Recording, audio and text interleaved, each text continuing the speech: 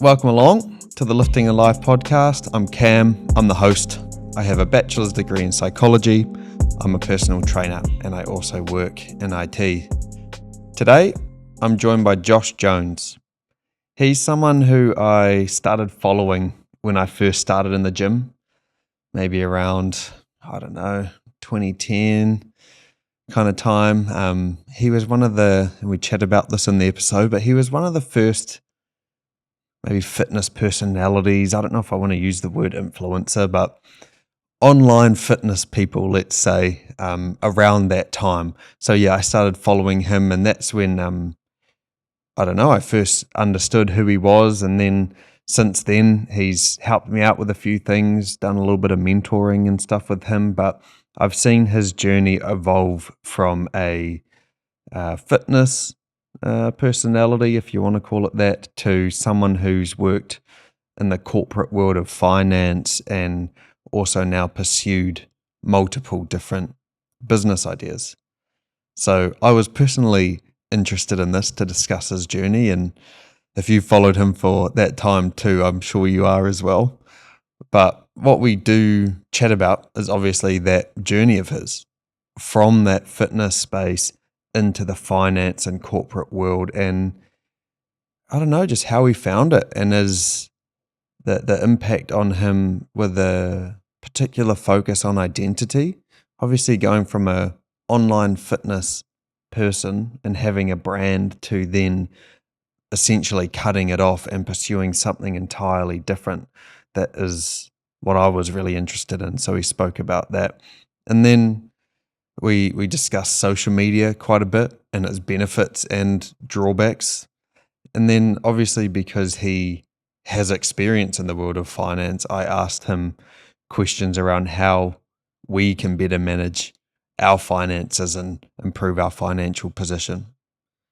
As always, I appreciate you tuning into the podcast, and any support you can show goes a long way, and it helps me keep getting these awesome guests on. I hope you enjoy the episode, and remember, you make you. All right, Mr. Josh Jones, we're here. Thanks for joining me today, bro. It's good to have you on the pod. Yeah, no, it's good to see you again, my friend. It's been a long time. Yeah, it has. It's been a little while, man. And I don't know, in terms of how long I've been following you for, I feel like you were one of the first fitness influencers in New Zealand, if I want to throw that term around. Like, would you agree? Do you think that's right? Oh, you know who I would give it to? Who, if I Mm, was being honest, let's exclude who's absolutely number one, which is Joseph. So shout out yeah, Joseph Rakic. Joseph Rakic was the first online personal trainer. You know, yeah, he owns that title for sure. But yeah. I'd give it to Friesma. Friesma was definitely the Oh, first true. personality. Yeah, I'd Yeah, go as yeah, far as yeah, that, man. He was grinding away at it for a long period before I was. That's for sure, and he yeah, was doing quite well. So no, yeah, true. I'd say one of, but if I had to give it as first personality, I'd definitely say Friesman, man. I miss that dude. Yeah. Oh, good call. Yeah, man. That was like, I don't know, probably when I was just sort of starting to get into the gym, and I don't even know how I stumbled upon you. There probably just wasn't many fitness people online, and obviously Patch is from Whakatane, so I probably saw him with you or something. And then, Shout out Patch. yeah, man, I haven't seen that guy in a while. Yeah, That's been a he's while. living his life, all married and everything now. It's Yeah, weird, isn't it? man. It's been what? It's been a few years since all of that stuff took off. So yeah, Yeah, we've all yeah, grown yeah. up So, now.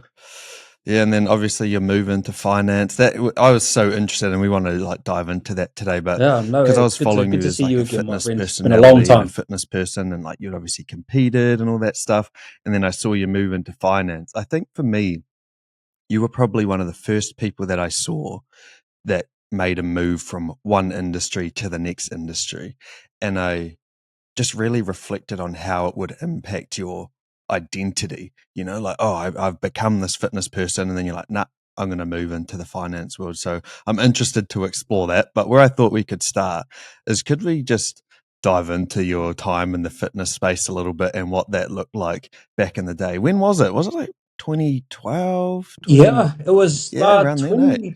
I mean, look, I'd been exercising for a very long time. You know, I Yeah, started training when I was about 15. It was it was really weird as well. I was extremely, like anyone back in those days. Well, in those days, it was a little bit more difficult because you obviously didn't have social media.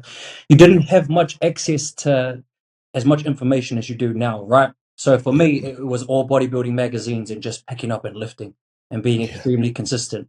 So by the time anything of that nature, any social media was made, I was already in shape. Like in a sense of I had already kind of just, I was already like 6 years deep into training yeah, at that point. yeah. You know what I mean? So it was, but yeah, it was around like 2011, 2012, about into 2012 was when all the social media fitness stuff took off for me back then. Mm. Mm. And what were you specifically doing in the fitness space at that time? Like I know you competed in physique. Was it multiple times? Was it just one show? Just the one, Can't remember. Yeah, just the one late 2013. But yeah, the entire point of even building an online personality in the first place, it wasn't even really to build a personality. I basically just wanted an extra, a side space for training and personal mm, training stuff. Probably served some element of vanity back then, now that I'm a lot older and can reflect on it.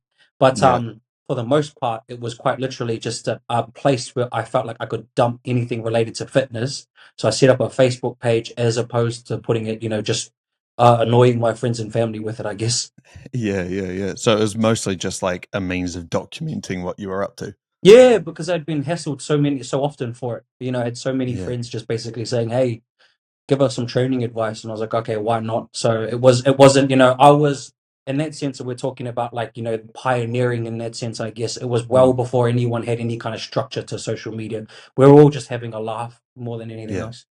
Yeah, absolutely, man. I remember when I first started at the gym, there was like, you were lucky maybe to get a YouTube video or something. I remember guys like Mike Rashid and all these dudes who were like posting on YouTube at that time. But yeah, it was just, you were such a novelty if you were posting anything fitness related on social media at that time. Yeah, it was definitely the younger years of all social media before it all. It's kind of crazy to think that was about what, just over 10 years ago now, and look at how Yeah, far it's all come. It's actually wild. Couple clothing companies, Gymshark, everything have all become billion-dollar companies. So yeah. if you were in early, not to say that there's no growth now, but if you were in early and you capitalized, obviously you went very, very far. So yeah, Mm, crazy. yeah.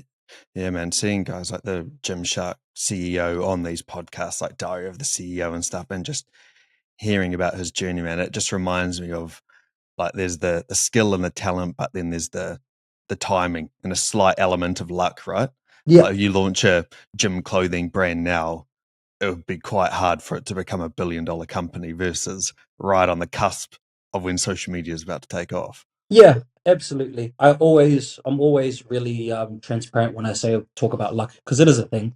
Yeah. To me, it's obviously opportunity meets preparation. You can prepare for Mm, prepare for every opportunity, but it doesn't necessarily mean those opportunities are going to come.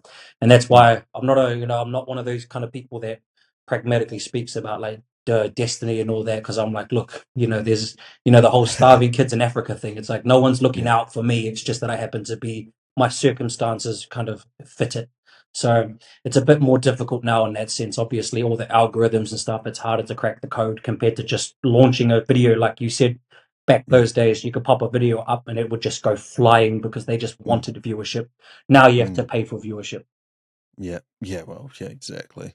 Yeah, your stuff has to be extremely good Yeah, and meet the algorithms everybody's criteria. everybody's running around with Sony cameras and everything on this Yeah, thing. right. The like point of entry is so much higher than like having like a potato phone or a digital camera or something back in the Yeah, the day. old Eh? iPhone 4s and just, yeah, Yeah. slapping some blue tack onto a wall and using that as a tripod stand. It was Oh, damn, that's a good legendary idea. days, those days. Yeah, right. So when your time in the fitness industry sort of started to come to a bit of an end as more of this, like obviously you still keep training, but as a social media kind of space, what was the motivator to move into that finance space? Like what sort of, yeah, There catalyzed that was, decision? look, there was a multitude of things, right? I think Mm, it was a culmination of a few things. First and foremost, it was, and I feel like a lot of people obviously talk about this, but they don't really talk about it from a place of being. It's a bit disingenuous, but it's genuinely, there's some elements of vanity when it comes to portraying yourself online. There always is, yeah, right? yeah, And for me, the vanity aspect of it started becoming too much. and it was like it started becoming playing into the ego way too much for me. I started getting very negative because I just didn't like I didn't like the approaches people took in the industry, and as opposed to taking a different approach, I just was attacking. So for Yeah. me, it was kind of like it was becoming a lose-lose situation, in a sense that people don't want to hear from a negative person, irrespective of whether or not the value of your words or your education, the value of what you're presenting is good. If you're a Yeah. negative person, people just don't want to receive it. It Yeah. was that, um, and obviously because of that, the actual progress was, just trending downwards in terms of my growth as a person in that space. So I sat there and looked at it, and I was like, I'm not fond of the situation that I found myself in, the actual real life situation. So I was, look, the only thing that's going to change it is obviously if I take a step back and determine whether or not, this is really for me. And for me, funnily enough, it was quite difficult at first, and that's why I left so suddenly. It was Yeah. like it was a difficult situation because my ego was just, you've spent years building this personality that you start identifying as the personality as opposed to just being yourself. So for me, I was like, okay, I'm clearly clinging on to it, so let me just cut it out. And the moment I Yeah. cut it out, it was kind of like the back up against the wall situation. So I had no other choice but to find another avenue. And when it came to finance, that's always been my inherent background. I've always been good at maths, always been good at statistics. So it Mhm. just naturally made me go, okay, who am I? Taking that, funnily enough, taking your ego, taking that personality out of it, the whole fitness personality allowed me to go, okay, who are you really? And then Yeah. build myself off that. Oh man, that must have been hard to cut something like that off though, because that represents a lot of time and effort and energy poured into becoming it. And it almost sounds like you became this like one-dimensional person, or that's at least how you viewed yourself. Yeah, absolutely, man. Yeah. And it took a while. Like, I'm obviously not very vocal about how I feel about like the fitness industry. It's funny. I go to the gym. Obviously, I still go to the gym every day. And Yeah. even now, they at the gym that I'm at, they run ads for their personal trainers, and nothing's changed. Yeah. It's really interesting to see it, and to so it's for me to look at it, and feel off put by the ego driven elements to it is also me being hypocritical because I know that was me. So it Mm. was hard to let go, but as time has gone by and I've looked at it a bit more and I've matured a lot more, it's a lot easier to swallow. I like to look at it and say, Mm. you know what, that was definitely the right decision to make. Because if Yeah. I didn't, I'd still be that individual. And again, no offense to anybody, but I don't know. I find it real funny. A lot of people Mm. tend to pick up a weight and then they suddenly know how to fix the entire universe. So it's fantastic. I thought it was just a me thing and a my time thing, but again, it's quite humbling to see that it's still very much the same today in today's Yeah. society. What do you reckon it was that allowed you to reflect on how much it was taking over your ego and stuff at the time? Was there like any external people saying things to you? Was it just like a feeling? Was there a moment? Like how were you able to take that step above and see what was going on? It was easy when I took that step back because the moment I took that step back, obviously my partner at the time, she was in my ear a lot because our situation wasn't the best, Mhm. and we were living at her parents at the time, trying to figure out what to do next because everything just started going a bit more downhill. And once I took that step back, I started realizing the fantasy life versus real life, and thinking to Mhm. myself, hey, I need to fix this because this is where I Yeah. actually live. I don't live online, and I think that that's that whole ego point, right? It's like kind of Yeah. letting go of the personality and accepting the reality.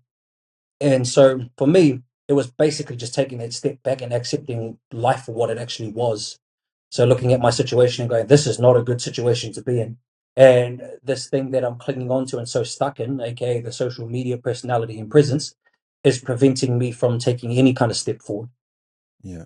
Yeah, and then it became easy. It wasn't easy in the sense that I just got over it, but it became easy to make the snap decision. Like when I had that conversation within myself, I remember the day I went for a walk. I'm not going to make it some dramatic story where a dragon jumped out of nowhere and all of a sudden just a panda started giving me insight into the world. No, nothing like that. I That just would went be for cool though. I went for a walk down the road and I was just cruising around and just accepting it. Just absorbing the whole thing and as I was looking around and all this kind of jazz, I was thinking, man, I'm not really happy with where I'm at. And I know that this isn't the answer. So then I just said, you know what, got back home, just boom. I didn't have a big conversation with anyone, just got home, cut it off, going, all right, that's dead. What do I do now? Yeah. Oh, that's powerful, man. That I could just imagine And like then a that would not. dragon came. Yeah, no, I'm just Yeah, and then the panda bear this came big out. golden dragon, a panda on top of it, and just said, you've made the right choice. It might have been the Yes. mushrooms. No, I'm totally joking. The the wise one came down Yeah, because it almost does sound like a Buddhist thing to do or something, hey, to like remove the ego, like cut those that desire away or something, but like to remove yourself from those. that's why I try to bring a bit of reality into the situation. It was a Mm, walk, a conversation with myself, and then just a decision. I don't want to turn it into a storybook because that's often where people get misguided, and they think they have to yeah, have something pragmatic, so something prolific hit them to make these spiritual decisions. So no, realization. yeah, sometimes you just need to go for a walk and realize that the situation isn't good, and then just do it. Yeah, yeah, Yeah, yeah. And that's like weighing up the theory or the ideas in your head versus what's actually reality. Because exactly. sometimes it's so easy to get wrapped up in, but this could happen, or like, what if this happened? Versus like, okay, where am I actually now though? Like, Yeah, but for real, like, where are you right now? yeah. That's interesting, man, that you just came to that realization. And it felt like, because I remember following you at that time, it did feel like it just switched off too. I was like, I remember wondering, I was like, oh, I wonder where he's gone. Like, it seems like he's just like disappeared. And it's interesting from your perspective, that is like pretty much what happened. Yeah, pretty much. I mean, I was in Mm. Perth, and then all of a sudden, when I did come back online, just in a much smaller capacity, I was in Mm. Melbourne, and everyone was like, "What's going on here?" And it Yeah. was, it was that element of it to me, just being like, okay. And even then, I took a lot of time away from social media in general because, man, Yeah. I tell you what, that's a whole topic in itself, and we could probably end up talking about it. But it's absolutely Mm. a trap, man. Yeah. You can find yourself just not only the comparisons, but thinking that growing a presence for the sake of it. There's only two reasons to be, I've come to realize on social media, there's only two reasons, either to create or consume. That's it. Mm. Yeah. You're Mm. either selling a product or you are the product. Simple as that. Yeah. Yeah. I reflect on like obviously I'm like doing the podcast and stuff. And one thing I reflect on a lot is it feels a lot different having a podcast that's lifting in life versus like Cam Holmes' podcast or something. I almost feel one step removed and don't have as big of a like I don't know, ego tied to the views and the likes and the results. Because in one way, it doesn't really feel like it's me putting myself out there, if that makes sense. And that's one thing I've been reflecting on. It feels a lot different to me having my own YouTube channel or my own Instagram or something. And that's like one way that I kind of self regulate how tied I feel to it. Yeah, absolutely. I mean, you look at it this way, right? You name it after yourself. And this is where, funnily enough, I've obviously done a lot of business consulting and especially in personal training. And I always say to people, the worst thing you can do is name your business after yourself. Because now Mm. you're not creating a business, you're just creating a personal brand that is a Yes. business attached to a personal brand. Now, the problem with that is the topic of conversation becomes about you as Yep. opposed to the topic. So Yep. by naming it, lifting, like you said, not yourself, you're essentially having a conversation as opposed to being the center of the conversation. So it's a Yep. lot easier to even have the discussion because it's not centered around you. There's less pressure. Exactly. Yeah. You're Mm. talking about the thing, you're not talking about yourself. Yeah. Or how Yeah. you how you apply to the thing. Yeah. Yeah, yeah, yeah. Yeah, man, it's something I reflect on quite a lot because I was talking to my mate Josh and him and I started the podcast and he was like, "Oh man, how do you find, keeping up with social media and posting on it and like all of that kind of stuff?" And I just feel like obviously you look at the analytics because you want to see if things are doing well or not and if people are enjoying it, but it's not so tied to the results like, oh shit, this didn't get any likes or oh, people are talking negatively about this. It's more about the thing as opposed to taking it personally. Yeah. And funnily enough, I come to find that if you approach it that way, right, I don't like measuring it as a metric because you can't measure just what do you call it, authenticity. But if you're Yeah. if you're moving through something authentically, typically you'll find your audience anywhere. Yeah. And Yeah, I think that that's exactly. the whole point. You don't If you put too much effort into something, it becomes very robotic and generic. Yeah. Better just to find the authenticity in it and allow it to grow inherently based on that and then utilize metrics to expand upon their authenticity, right? It's Hmm. not like being real. I'm not talking about that. It's like quite literally just not overthinking the situation or overthinking what Exactly. you're doing and just Yeah. doing it authentically, sitting there going, you know what, I want to do this and have the discussion. And people who are interested in it will naturally come towards it. Yeah. That's what Not you like, find. what do people want to hear? I better try and have conversations that people want to hear. Like, Exactly. yeah. Exactly. That's such a good point. And then the element is just like the consistency, like you talk about with your training and stuff. You can't force people to watch your stuff. You can't force all the likes and all those analytics. All you can do is just keep turning up and just like keep doing what you want to do, and then what happens happens. It's like that luck meeting opportunity kind of thing. Like you put yourself in the best position possible, and then you kind of just see what happens. That's it. And it's funny because it's what I mean. I think a lot of people, I mean, look, you and I have actually worked closely, right? On a bunch Yeah. of things. And I know you know the whole wealth equation to me. And I think that's part of it, is a lot of people look at the monetary gain as opposed to what they actually need in life. And once you understand Mm. what you need in life from a financial position, you start realizing that you don't need as much as you probably think you do. Hmm. Therefore, you can be way more creative because you're like, I don't need to actually make that much. So I don't need to be thinking of it too extremely or excessively like a business, at which point it just becomes a chore. So Yeah. it's one of those things, right, where people, if you try strive and aim for, you should aim to be successful, but don't aim for success. There's a massive difference. If you try aim for Yes. success, you're already measuring it based on a predetermined idea of what success is, and Yeah. you're just setting yourself up to be disappointed in yourself if you don't reach a metric that you've just made up in your head. Exactly. And I think it was Alex Harmozy, maybe he said, don't create a goal on number of subscribers or number of followers, because you can't control that. Create your goals around things you can control. I'm going to post once a week. I'm going to do this thing every day. You can control those things. You can't control if other people choose to follow along or whatever it is, choose to buy your thing. Like create goals on things that you can actually control. Exactly, man. Exactly. Mm, yeah. Yeah, that just resonated. But anyway, in terms of your move into finance, what was that initial stage like? Because you did a qualification, right? Is that right? Yeah, Yeah. I've got it somewhere. I did a Yeah. diploma in a diploma in financial planning. So Oh, yeah. the biggest thing for me, the biggest thing you got to realize is and I'm not deterring people away from higher education. Higher education has its place, yeah. Like I always believe that if you're going to pursue higher education, ensure that you're doing it because it's a necessity for the job that you're trying to achieve. So, like Yeah. if you're want to be a doctor, for example, you need to go to university. I can't just pull out a scalpel and go, bro, let me line you up. It's just not going to work. It'll You be know all what I mean? good. Trust me. Yeah, just I got you, man. I've done I a watched heart the YouTube transplant video. before. Yeah. Yeah. I used to play, what is it, the doctor one where you removed it Oh, from the yeah. thing. I never touched the Yeah. sides once, but that's the Yeah. point, right? So it has its place. However, a lot of the times it's just a simple way of either proving that you're capable of doing something. That's what it is. It's proving that you're Yeah. capable of learning something, sticking to it, and then achieving it in the end. That's basically Mm. what higher education is to people. Once you get past that, it's all just about how you can present yourself as an individual. So for me, the whole process was, what can I get on my CV that will allow them to take me at the very least seriously, and then once I'm in the interview, I'm fine because I know Yeah. how to talk. I know how to, I've got the personality to be able to just get the job done, and that's pretty much what it was. I did the diploma, then got an interview, had to fly all the way to Melbourne to do the interview, and Damn. because they liked me on the phone, but then they were just like, "Look, we need to see you." So I was like, "All right," Yeah. jumped on the plane. And this is what I'm talking about when it comes to just being a people. One of the biggest things you can be is a people person, right? Be Yeah. able to connect and link with people. Because the moment I got there, and the CEO at the time, he was actually a Kiwi.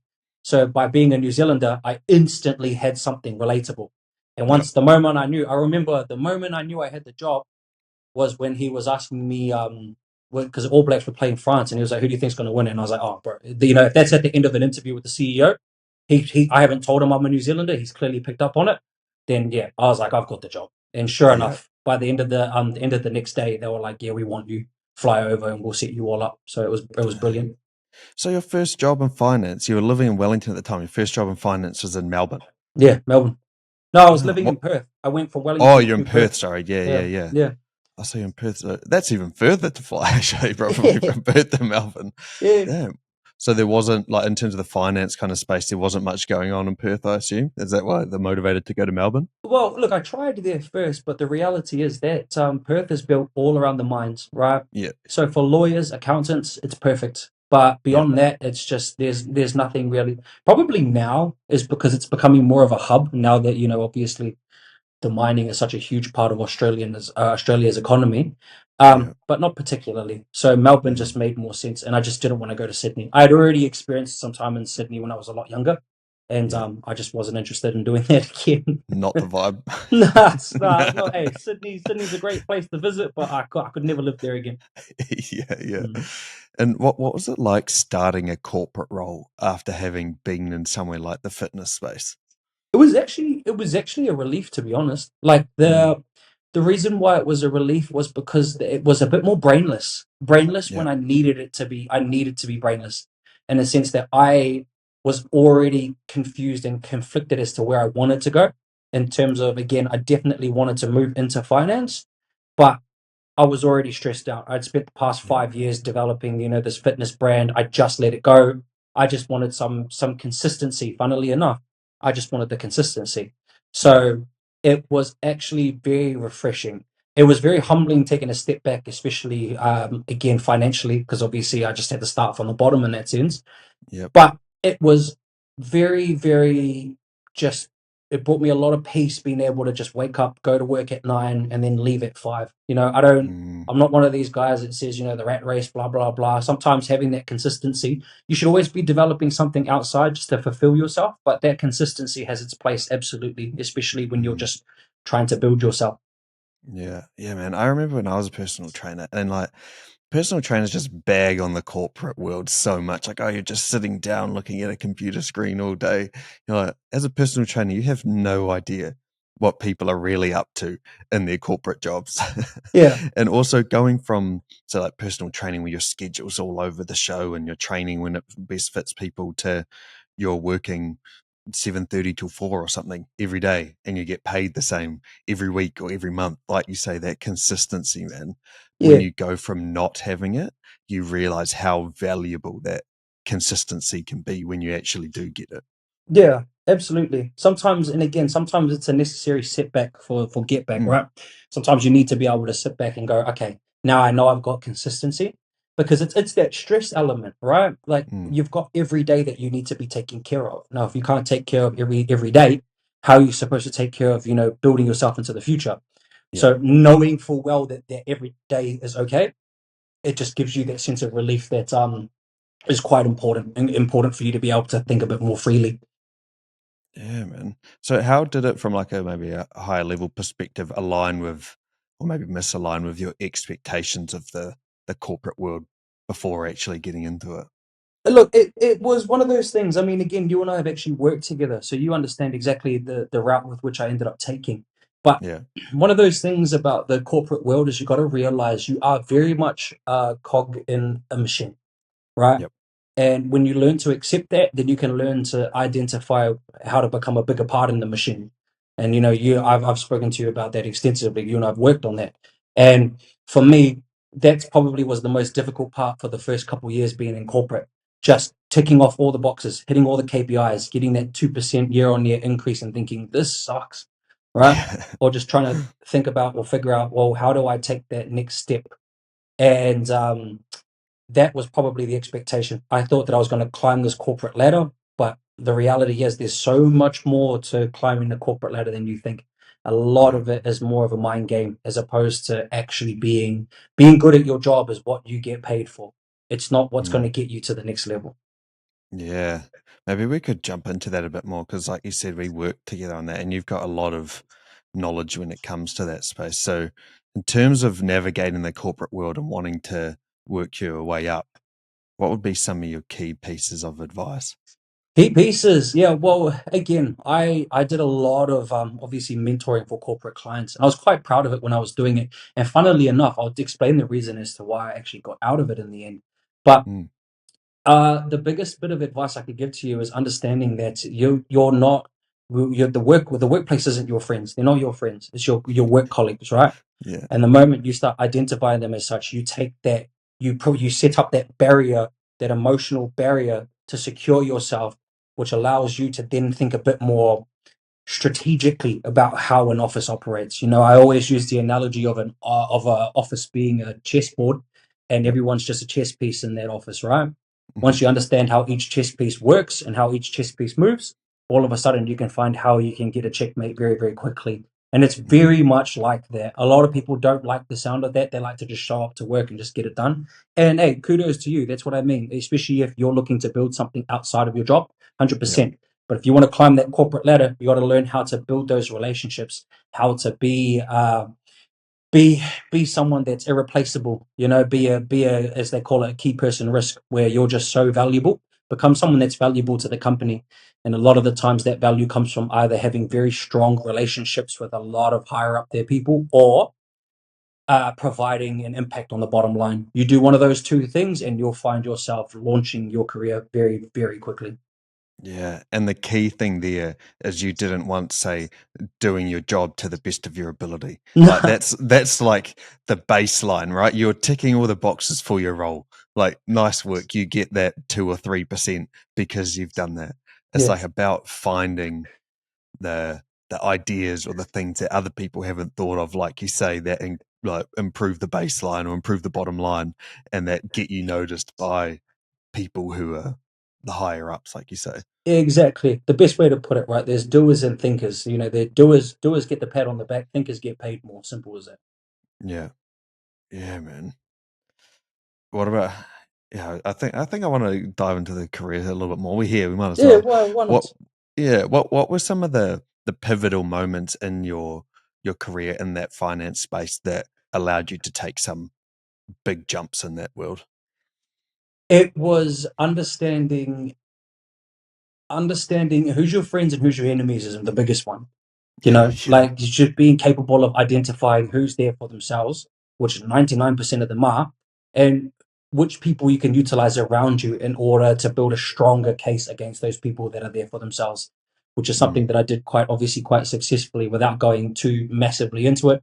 I had my boss was, for lack of a better word, a helicopter boss. He was constantly around, was always taking credit for everything that we were doing, and it mm, was very difficult to basically just get anywhere because all of the work, it was never, I was never acknowledged for the work. I was just a worker, not the person that actually came up with the idea. yeah, So I learned how to very quickly navigate that situation to ensure that it was impossible for anyone to take credit besides myself. The moment I started getting that, it became very easy for me to become invaluable. And then once the higher ups, the CEO, everyone started noticing that, they started looking at me. They start looking at you, like you don't have to say it yourself. They start looking at you as underutilized in the job that you're in. They're like, we need your mind. We don't need your hands. So they take you yeah, off the tool straight away, and they go, we need you to be thinking a lot more. And that's basically what happened to me. I was developing something that would impact the bottom line of the company in terms of the time to fix problems, fix issues, especially in the yeah, customer service side of our company. And when the individual that I was working with it left a huge hole in the company that needed to be filled, and I was naturally the person to fill it. And even then, my boss at the time was absolutely stunned yeah, when they said Josh is the only person that can do it, because at that point I had already damn, built the reputation, had already built yeah. the connections, had already built the trust amongst people that he answered to, and then by doing that he had no say. The moment his boss said Josh is the guy, I'm the guy. There's nothing Yeah. that there was nothing that he could do. And that's where that hard work meets luck again, right? Like you put in the groundwork and then, oh, this opportunity Opportunity arises. meets preparation. Exactly, man. Yeah, You bro. prepare for it, and then you strike. You don't hesitate. Yeah. That's what I Yeah. call, funnily enough, just as a side note on that. That's what I like the idea of when people say gut instinct. So gut instinct to me, right? Gut instinct to me is basically your body telling you that you know enough about the topic to make an executive decision in that moment. So Hmm. it's not some to me it's not some magical instinct where it's like your heart's telling you that this is the right decision. This is the It's like your universe. mind Yeah. your mind has processed all the information that you've learned and that you've studied and said that's the right decision to make. Mm. Yeah. Yeah, I've listened to some podcasts and stuff around gut instinct, and that's right. Like it's something about your body or your brain has analyzed the info without you necessarily consciously knowing it, and it just knows that that is the thing to do. Yeah, Like, it's and it's I factored in the probability. Like it said, look, yeah, I'm 90% sure. It's never yeah, 100%, but yeah, it's enough to basically trigger something in you to say, hey, make that decision. yeah. And what about the opposite? Those are some of the things that you should do. What are some of the things that you shouldn't do that might jeopardize your career opportunities? Absolutely, being cautious of undermining people is one of the biggest things, right? You've got to navigate. That's what I mean. People partake in gossip too much and small talk. One thing I'm not for at all is ever gossip or anything. It just leads to more problems, and Mm-hmm. that often, especially in a corporate environment, can be very detrimental. You know, that, as they call it, water cooler talk. You should always keep an eye on it. You know, I've had this conversation with you a few times. Keith, there's a difference between you don't want to alienate yourself in the sense you don't want to keep yourself away from those conversations, but you don't want to partake. People Yeah. can't say you partook if you kept your mouth shut, right? If you just Mm-hmm. stay indifferent, stay neutral, stay be Sweden in all of the Sweden in all of the scenarios, right? You just sit there and you just say, "Oh, I don't really have an opinion on it," and that way they can't say that you had a specific opinion on it. But that's the point. Undermining, there's again navigating. You can't undermine someone unless you're capable of, you've already established a hierarchy above them, in which point they can't disagree with anything that you're saying. But if you're not confident in that situation, you're going to find yourself cut off real quick because the moment someone notices that you're coming for their spot, they will do everything to bring you down. So Yeah. it's those parts, be conscious of, be very aware of when you are potentially undermining someone and you're not in a situation or position to, Mm-hmm. and don't partake in a water cooler talk. Just don't do it. Yeah. Yeah. I think that is probably the biggest takeaway I had from our talks and stuff together and our like the learnings that I got from you. That's definitely the biggest one because in the corporate world, it's just naturally going to happen. Like no matter how good the company culture is or whatever, I'd say it's just people, right? At the end of the day, people just they that negativity attracts. I don't know. There's something like magnetizing about it, so it's inevitably going to happen. But to be conscious of not getting included in it, yeah, I think that's such an important learning. In Absolutely. terms of your, I was just wondering if there was transferable learnings from the fitness to the finance space. Like, did you learn stuff in that fitness world that helped you and enabled you in the corporate finance world? The biggest takeaway you can always, the problem is that I feel like this is so misconstrued in today's society. Well, funnily enough, back then and now as well. Discipline. Yeah. The Yeah. biggest thing you can take away from exercise is being able to do something, showing up consistently day in, day out, and highlighting that you're capable of discipline. Right. But you need to actually transfer that. You can't. Yes. Like the amount of time, that's what I mean. I don't want to dig on people, but I'm tired of hearing people saying they're going to war in the gym and your champions go harder and all this kind of stuff. It's like, no, just be disciplined, just Yeah. and transfer it. Because if you get stuck in that, if you glamorize it, then you don't actually transfer it. And that's Hmm. probably again me taking a step back from the fitness industry and going, wow, look, I reclaimed the discipline that I had from fitness, and now I transfer it as opposed to just talking about the discipline and everything. So the key thing is discipline, being able to prove to myself that I can do something consistently, which is funnily enough, besides obviously the health benefits of just exercising, is a big part of the reason why I still train consistently today. You know, Hmm. it's Yeah. I just passed 35 the other day and I'm in the best shape of my life. And it's just crazy to think that, like Yeah. 15 years, 20 years now, 20 years of training. And to think that, right now I feel like I'm in my prime is crazy. But again, it's just all that proving to myself every day that I can do something consistently in my day. Therefore, I can transfer that consistency and discipline to other things. Yeah, it is interesting, yeah, because turning up to train arms is way different to turning up to your finance job, even though the principle is the same as turning up consistently. But the like you say there, the actual part about that is actually applying it. It's Just actually, because you can turn up to train chest on a Saturday morning or yeah, whatever doesn't mean you can turn up and yeah. perform at your job every single day. You can't just walk into a boardroom and start bench pressing the table. Yeah, like no one's Yeah, that's I not a can that's not a bench more than tactic. all of you, so Yeah, my idea's better. I promise you, no one cares. That's what I mean. You know what I mean? Yeah. No one cares about how much you weigh.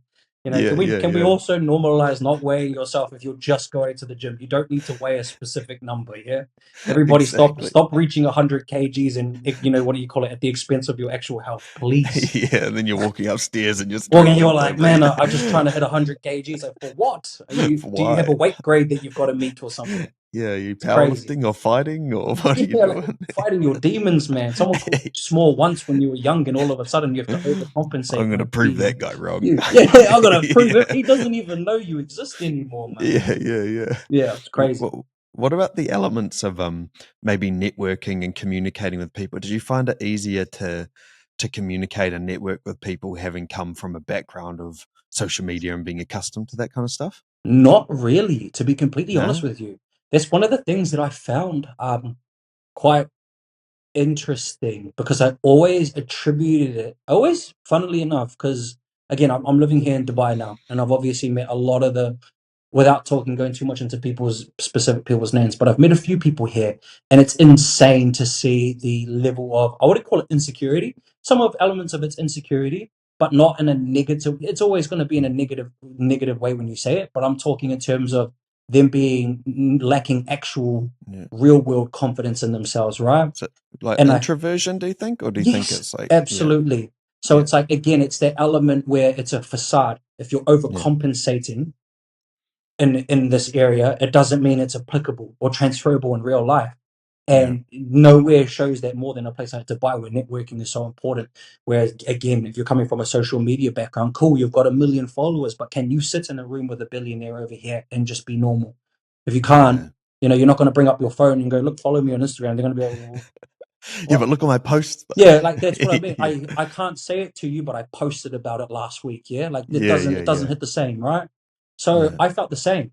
I always thought that I've always been I'm an introverted extrovert, in the sense that I Mhm. love being in my own company. Like, I love being at home, man. I am a homebody through and through. Yeah, I haven't had a drink in God knows how long now. Like at least a year, I think now. I would have to damn. say, and Yeah, it's all the point of just not, it's not my personality, especially here mm, anymore, right? But the whole point is I'm capable of talking and communicating with people, especially without having to be in those kind of social environments. And I yeah, always thought that it was coming from the fact that I did decent on social media, but it's not. Coming mm, away from it, again, just had some real hard truths. So long story short, not particularly. You've got to learn to develop that skill. It's like a muscle with everything, right? You've got to learn to grow it and nurture it. And mm. sometimes people can think that they're nurturing it online, but then putting yourself in front of 1 million followers versus putting yourself in front of 1 million people, very, very different. Oh yeah, Yeah. absolutely. And also like how I don't know how your social media personality comes across in real life too. I think that's kind of what you're getting at there is like if they follow you online and then they meet you in person, are you the same person? Do you have that same charisma or the same authenticity or whatever it is about your online brand?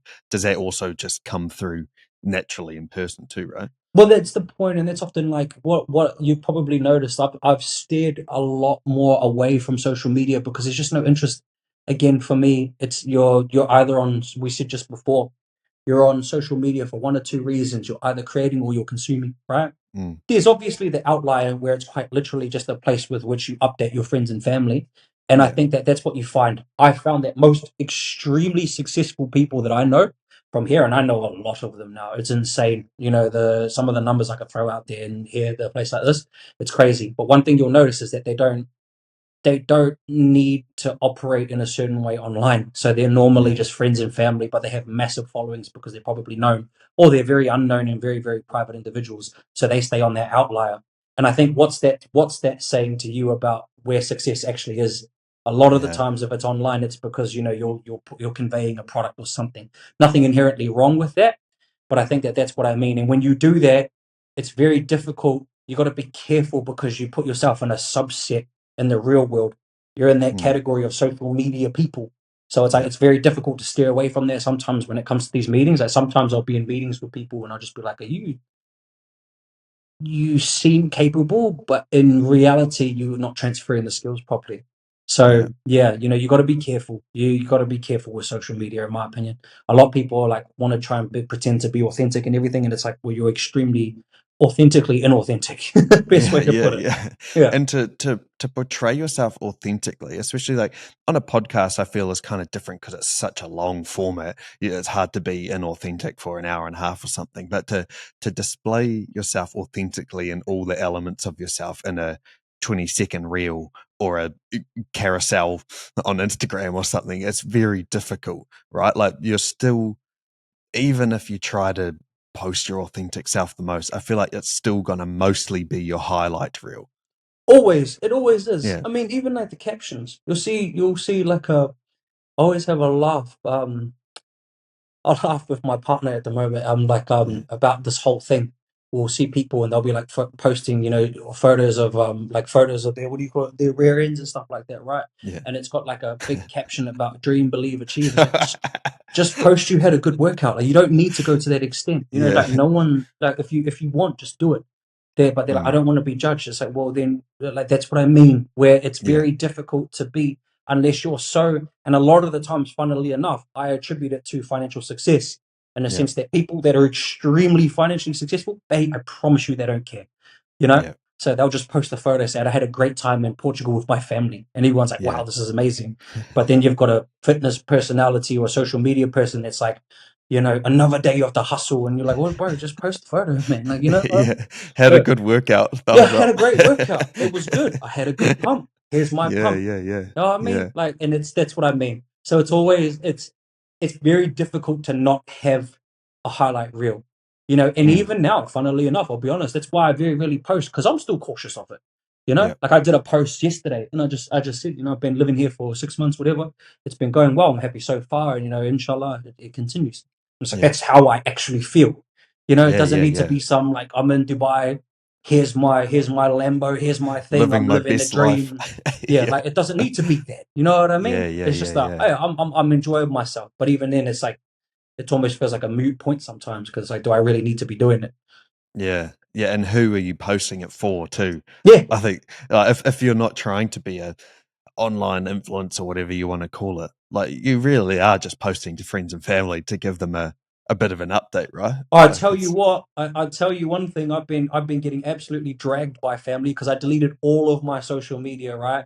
And oh yeah. and it made me realize quite quickly that A, family care a lot about what I'm doing, Yeah, yeah, but yeah. B, more often than not, they're not like I don't have Facebook or anything, right? So they're like Yeah. they've got no way of communicating. So I'm like, oh man, I better bring it back because everybody is stressing out a little bit. They're like, oh, we thought you died. They're Yeah. like, we don't know No, what's I'm going on. still here. Just So not posting anything. even that even that was Yeah. that's an eye opener. Social media is just an interesting beast, isn't it? Mm. Yeah, oh, absolutely, man. You've alluded to it a few times there, friends, family, and moving overseas, and it's one thing I wanted to chat to you about. What was it like for you? Because you grew up in Porirua, right? Mm. Yeah. What was it like for you moving out of Porirua, first going to Aussie, and now being in Dubai? How was it? I don't know, maybe change your perception of the world and open your eyes up. Well, it's one of those things. Like if I'm going to be honest with you, one thing that I can wholeheartedly say, I'm very disconnected with my culture. Right? Obviously, my background is I'm a Maori, and I can't sit here and obviously preach where my iwi is from, like off the back of my hand, right? And more often than not, a lot of the times, a lot of our Polynesians, we get criticized for that as well. But I don't wear it with a badge of honor, but I will openly admit that, right? And I Mhm. think that that's an inherent aspect of seeing the world. Like I had the pleasure of living in Singapore for 4 or 5 years when I was younger, when I was in my Oh wow. formative years, because my Yeah. mother obviously she had a contract there, so I went with her, right? And that was straight out of Porirua, so a low Yeah. socioeconomic background into one of the most technologically advanced places in the world at the time, and that Yeah. was in what 2000, yeah, 2000, 2001. So right on the cusp, it was they were already 10 years ahead of New Zealand. And what that did for me is made me realize that the world's much larger than the area code, right? Hmm. Yeah. So if you're defined by the world with which you live in, and when you travel a lot, that's why I always say to people you should travel. Ideally, I'm not gonna lie, I would love to at one point reconnect with my culture, but right now it's not a priority. Yeah. And but that's what I mean. You are the world that you live in, and Hmm. I consider myself someone that's living in the world, not my country, not my culture. Just Yeah. not exclusively that. And I feel like that probably would have been the case if I had remained in Porirua, for example. Mm.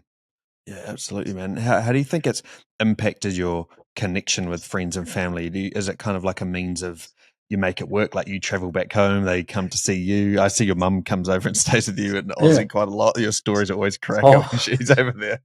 yes. So, You're always your mum's baby boy, right? yeah, No matter how old you get, man. But yeah, no, it's again, I have to be honest about it. Very, very large disconnect. I mean, I've got yeah, six nieces and nephews now. Three of them I haven't met properly at all. And spend any form of quality time with, obviously since COVID and everything. It's been crazy being able to go back. true. But Yeah, and it is sad, and I do get heavily criticized for it. But I also look at it from the perspective of I very much have a goal in mind, and I very much want to continue to captain the ship in that goal. And in order for me to do so, I it's just not going to happen there. So yeah, it's a difficult thing, and it's real. It's a really conflicting spot to be in. I know Polynesians, a lot of Polynesian people can agree, can feel this, especially if you don't live at home. But it's a constant conflict because we're being told so much to be part of family that while everything that I'm doing I personally feel like it's not for selfish reasons. Like I always prioritize, especially my mum. I always prioritize mum above everything. yeah, But it can be selfish. I am selfish with my time, 100%. So it's very difficult, is what I'm trying to say. mm, It's I'm not gonna sit here and lie to you and go, oh, I'll make it work, everything like that. Now, a lot of the times there's a lot of disconnect, a lot of yeah, disagreements, a lot of everything. But you've just look, you're only here on this world. Either you're here to not I don't want to make it sound like super gangster or whatever that you're either here to live average or you're here to do something, move the needle a little bit. yeah, But sometimes you've got to understand that your time is limited and how you choose to spend it is how you choose to spend it. And mum said one thing, especially with the way that I'm moving at the moment. Mum said the saddest part is that people probably remember you when you're gone, but they won't remember you while you're here. And it's just like, mm, that's part of it, I guess. So that's probably how much it's impacted me. Being away from yeah. home, I'm not remembered every single day, but by the time I'm gone, I'm pretty sure that I will be remembered for everything I did do. Yeah, and it feels like the sentiment there is that yeah, in the micro, like in the day to day or month to month, you're not there, but in the macro, you're doing this for them too. So in a way, you're still there to support the Yeah, family. It's just from a higher level perspective. It's not in that day to day stuff. yeah. I don't want to make breadcrumbs. I'm trying to make bread. Yeah, Best way to put it. yeah. Mm. That's a nice segue, actually. I want to talk about finances with you. Given that you're in finance, you've been a entrepreneur, you've been in the corporate space, you've been in the fitness world. I thought it would be a good opportunity to talk to you about managing finances and get some advice from you. From a from a high level perspective, what are some of the main pieces of advice you would give for managing finances and increasing someone's income? I've always thought of it from the perspective of like, don't complicate it for the sake of complicating it, right? Get the basics right. The whole basics are basically again just natural things, basic generic things with which should be taught, but they're not really taught. The whole, make sure you always have 6 months on hand in terms of, just all your expenses, 6 months of it, so that if you suddenly lose your income, you've got 6 months to get back on your feet. If you can't get back on your feet in 6 months, there's a much more fundamental problem going on that needs to Yeah, be addressed, right? yeah, um, the emergency, having 10, 20 grand in emergency funds, and then basically everything else you're just putting towards things, manage your lifestyle. A lot of people don't like to say that. And again, I'm not here trying to sell anyone a course, so I'm not going to sit there and say, you should be thinking with a growth mindset, all of that. So no, very, very much living in a practical world. Make sure you know exactly what you need for a lifestyle that you're comfortable with. That's probably the biggest thing. I know we've spoken about that before. It's mm, like I say to you, right? The wealth equation. A lot of people think it's just about making money. It's like, well, what do you want to do? Make $1 million, but why? If you yeah. don't know why you want to make $1 million, then you're just never. $1 million is not what you want. It's just a benchmark that you've just made up because you're basing it on things that you think you want. It's Once you like being understand, 100 kgs. yeah, exactly. Like, It's what the does it mean? financial equivalent of 100 kilos. You Yeah, think yeah, that yeah, life begins at 100 kilos? Life doesn't begin at $1 million, right? yeah. It begins at understanding exactly what kind of standard of life you want to live and then staying there in anything that you earn above that. So keep pushing to earn more, and that more goes into assets. And then eventually you just hit a point with which you're at an equilibrium that your assets are going to take over your income anyway. And then at that point, you've essentially bought all your time back. So it's just Mhm. keep it simple. You know, you're not everyone is going to make $1 million tomorrow. It's just not feasible. But what you can do is put yourself in a very strong financial position with which you can build a base from. And then, funnily enough, if you do it right and you do it unselfishly, you could probably set your kids up to do the exact same. And then by that Yeah, point, generational wealth starts becoming being put into the equation. yeah, and that's Mm. where the time you're investing now becomes a macro investment into the family, right? Exactly, man. Everything that I'm doing Yeah, over here at the moment is just it's a means to a much larger end. yeah. Mm. And when it comes to investing, I've seen you've posted a. I don't know why it stuck with me, but you were like, when it comes to picking something to invest in, you listed off a few things. It was like business ownership, real estate, like stocks and shares, and you're kind of saying like pick your thing that interests you and go down that route. Could you speak to that a bit more when it comes to investing? Yeah, absolutely. It's specialization, right? There's a million ways what is it? There's many ways you can skin a cat, as they say, right? There's a Hmm. million ways you can make money, but you definitely won't make any if you're not sticking to something. And that's ultimately the point. It's just like refine it. Find out what you are particularly most interested in, Mm, and then become very, very, very specialized in that. I think that that's yeah, where the problem is, right? A lot of people think they want to become a stock trader. It's like, I promise you, you don't want to become a stock trader. You it's know, stressful. especially like a day trader. I Yeah, can I just say, I don't like talking too negatively, but never buy an online day trading course. You just don't do it. Everyone waste. don't do it. If you were capable of doing it, you'd be sitting at a Wall Street bank right now, making millions to make other people millions, tens of millions. Yeah. Don't do it. But ultimately, even that point there, it's like finding something that you can specialize in specifically, and then just sticking with that. So Mm, if your game is real estate, which is what I'm doing over here with my business partner, then that's you stick to that. If your game is, again, investing in shares, stick to that. Obviously, you can spread yourself and diversify, but you should be specialized before diversifying. Is what I'm saying. yeah. A lot of people try to diversify their breadcrumbs. It's like that's not going to get you anywhere. Bake bread and then split it in slices and put them somewhere. But then specialize. Where you specialize is where you're going to be making your bread. Yeah, that's good advice. I think it is hard, especially with people maybe who have already done the thing and have been doing it for 10, 20 years.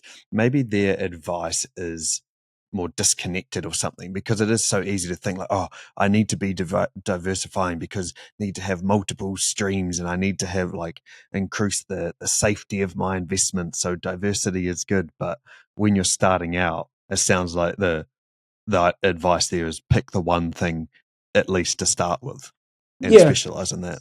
absolutely. Well, look at where it comes from. Yet again, social media, right? Mm, You've got the pressure of what everyone doing something, so you feel like you're doing nothing. So you try to do yeah, everything, and by accidentally doing everything, you end up being good at nothing. And yeah, funnily enough, more often than not, the people that you sit there hearing saying, "Oh, I do, you need 7 streams of income. Here's how I did it." It's like, that's how you did it. You yeah, sold the idea of 7 streams of income. Yeah, you know what I mean? It's like that yeah, person's specialty is online sales. It's not, that's what I mean. It's mm, that's the reality of the situation. There's so much pressure in society now to be something.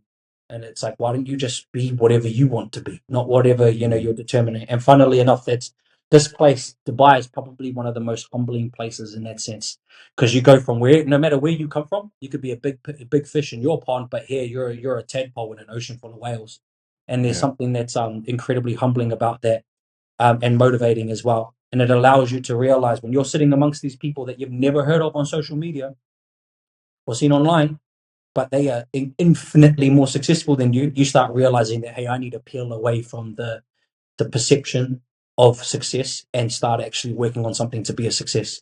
Right? yeah. You're 3 or 4 good conversations away from actually being very good at something, or finding that one handshake you need. But you're not going to get it if you're focusing on everything. Mm. Yeah, it's something I've been thinking a lot about lately, and it's again guys like I've mentioned already, Diary of the CEO, Harmozy, these kind of guys. And at one element and something I do like about their content is that they preach the idea of focus. So pick your one thing. You're not going to do better if you have 8 businesses. What if you could put all of that energy of 8 businesses into one business? or whatever it may be, copy and paste that idea to whatever it is you're trying to pursue. In terms of living in Dubai, do you think that even just being in a place like that, like I'm thinking about the ideas of like your circle of influence and you are a reflection of the 6 people you're around or whatever the theory is, do you think that idea runs true in a place like that where it's just naturally going to bring you up just by being in an environment like that? Yeah, absolutely. And I'll be honest with you, I never used to think like that. And in fact, I was very ignorant of it. I was always, and again, this probably comes from my background in Polynesian culture. We're always taught to respect and treat people equally and evenly. And I'm Hmm. a firm believer in that, don't get me wrong. But in the world of success and just business, there are people that are above your equal, right? That are Yep. above. There are successes and failures. And if you try bring that mentality in, it's like the whole thing of find your circle and bring them up, which I used to try to do all the time, and I just stopped doing it. You can see all the potential in the world in someone. If they can't see it in themselves, they're just going to drag. You're just going to drag. You're both going to end up being disappointed. So the better thing Hmm. to do is just be surrounded by people that are where you're going.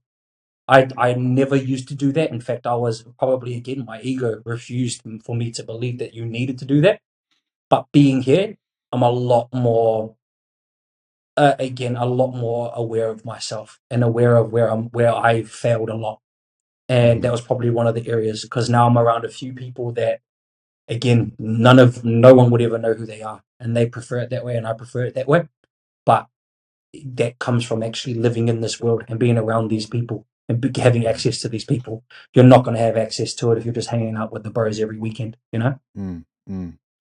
How do you feel in yourself now when it comes to your identity, having gone through this journey from fitness to finance to now living in Dubai? How do you feel in yourself? A lot more at peace, probably the Yeah, best way to put it, right? I feel like and funnily enough, again, I if there's one key takeaway I could put to anyone, it's just be conscious of social media. Yeah. yeah, Because even after years of it, it took me a very long time to step away from it entirely. And I mean away from it as a personality identity.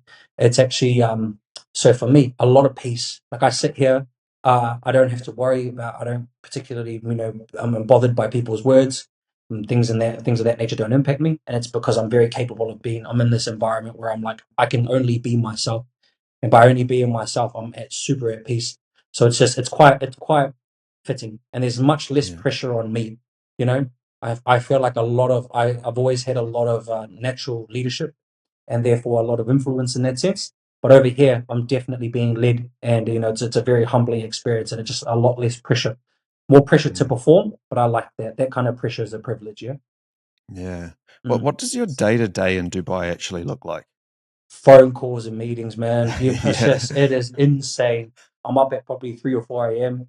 Go straight Oh, to the gym, everything like that. Just jump on phone calls because there's a 6 hour delay between here and Australia as it is. oh, yeah, yeah, Talking to a lot of investors for the property developments and investments we've got going on over here. And then I'm having conversations with the network here.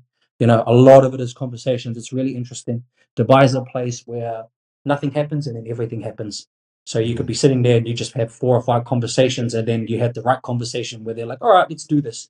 And then bang, all of a sudden they've transferred 10 million into your account to invest. And you're just like, okay, it's all go. yeah, Yeah, it's all yeah, go. yeah. So it's Ah, bro. that's pretty Yeah, much it, man. That's why more often than not, you see me even when I'm posting on social. Now I'm just posting every time I'm around, and like yeah, social media for me now has just become a creative outlet. I mm, like just I've always enjoyed just creating interesting stuff, and now I can view it that way with a lot less pressure. That's what I yeah. mean. Don't need to put the dream, believe, achieve captions, all that jazz. Just post something cool. Yeah, and I like how you still post like high quality stuff too, like that thing you like the carousel you put up for your birthday the other day. It's like real nice quality still, even though it's just an update. Like it's still really nice quality, you Yeah, know? that's what I Yeah, yeah, mean. There's yeah, always a yeah, creative element to me, and like I yeah. like I like taking I like being patient with things and getting exactly what I wanted with it. You know what I mean? Mm, Like when it comes to that, I've always had a creative eye, and I like the ideas now. I can explore it that way. So yeah, yeah, it is really funny because yeah, like you look at it and you're like, what? It's real funny too because a lot of people always ask me that. What are you using? It's like most of the time just my iPhone. I'm just yeah. taking That's photos with my phone. crazy, man. It Yeah, definitely looks like you're using like an actual camera. yeah, yeah. Yeah, Some of them are, but like 99% of the things, it's just being a bit more conscious of what I'm actually wanting. It's a vision. yeah, Yeah, it's yeah, yeah, clarity of vision, and that's just yeah. come from years and years of just being able to see where I want to go. Mm. Mm. So, but before we wrap up, what is on the cards next for you? What have you got coming up? As I don't know how much you can tell us, perhaps, but what's on the cards? Maybe I don't know for the rest of the year. For the rest of the year, it's just building down. So, building up on what we're building over here. I've got a Yep. business partner over here. We work extremely close. He's extremely knowledgeable in property. And again, funnily enough, it's about understanding where your strengths are, right? I'm a huge believer in the idea of a few friends of mine previously had this analogy of owning your corner. And the idea behind it is basically, when you think about a SWAT team, like an army team, when they enter a room, Mm. each person hits a corner, right? And they have to rely on the other person to own their corner. You don't have Yep. time to think about the corner you're not assigned to. Yep. So we own our corners. He's very, very good at property, the property side, and I'm good at building that network. So for me, it's just basically just doubling down on building up the network here, expanding upon this place. Dubai as a region, the UAE as a region is absolutely thriving. And Hmm. again, people think they have an idea overseas. You have no idea. When you're here, even when you're here, you have no idea unless you have the right conversations. Yep. And it's just basically building up upon that. We've got an investment company here. That's where most of my time is spent now, just spent on building up the investment company. Epic, man. So you see yourself being there for the foreseeable? Do you have any kind of timeline on it? Not particularly. I love it Yeah. here. I couldn't. It's interesting. I had this conversation again with my partner the other day. I've had it a few times, just determining whether or not it's like a long-term play, but I do love it here. Yeah. Yeah. I love the lifestyle. I love the people. I absolutely love the people. It's funny here when you take the wealth is so massive here that it's not even a factor in a conversation. There's no Mm. gatekeeping here. You could be sitting there talking to someone who just liked your shoes at a store, and you didn't realize you're actually talking to a billionaire. You had no idea. You know, That's and wild, man. that's what I like about this place, man. The people were Yeah. just you just are who you are, and people either like you or they don't. So Mm. yeah, there's no particular reason to leave here just yet. Yeah, that feels quite refreshing in a way. I feel like I don't know, even somewhere like the UK or even in New Zealand, like this could feel like more of a hierarchy kind of game. Like this person's well off, so it feel like it changes the dynamic a little bit. Versus there, it seems like it's so common that it's probably more the given rather than the exception. Well, it's it, man. People are Mm. a lot less defensive here. They're, Yeah, especially they love their country. They're very proud of it. And if you come in here with the intent of building alongside them, they love that. yeah, But yeah, it's got to be again authentic. That's what I love about this place. You want to learn whether or not you're being authentic. Come here and see how many friends you have. yeah. Just Yeah, get checked straight away. see how many friends you make, man. They see through it over here. You can't Yeah. be anything but yourself over here. Oh man, that's epic. Yeah. Well, thanks for your time today, bro. I personally enjoyed that. I don't know, ever since I started following you, then we obviously worked together on like career stuff, and I've always wondered what it was like for you doing the fitness to finance kind of thing. Because when I went from personal training to into the IT kind of world as well, that I don't know, got my brain thinking about the whole identity thing, especially being a like an online personality to then going into a different world. So yeah, thanks, man. That No, I was super appreciate the time. insightful. No, I appreciate the time, man. I'm grateful for the opportunity, and again, I always enjoy having these conversations with you. Mm, appreciate it, bro. Well, who knows? We might do another one again sometime. Yeah, inshallah, as they say. Exactly, if God Yeah, wills it. That's right. yeah, I love, bro. exactly. I love that saying. I actually love that saying. Yeah. Well, there's All the right. other one, the alternative Yeah. that is, mashallah. God has willed it. So yeah, there you go. Yeah. See Inshallah, that mashallah, my friend. like that's like that I don't know, I don't want to say it's the secret, but it's like that element of if you want to call it luck or like I think there's something about it that just resonates with it. Like if God wills it, like put yourself in the position and then just see what happens. Hey. Exactly, man. Just let it flow naturally. Yeah. All right. Yeah. Thanks, bro. Too easy, my man.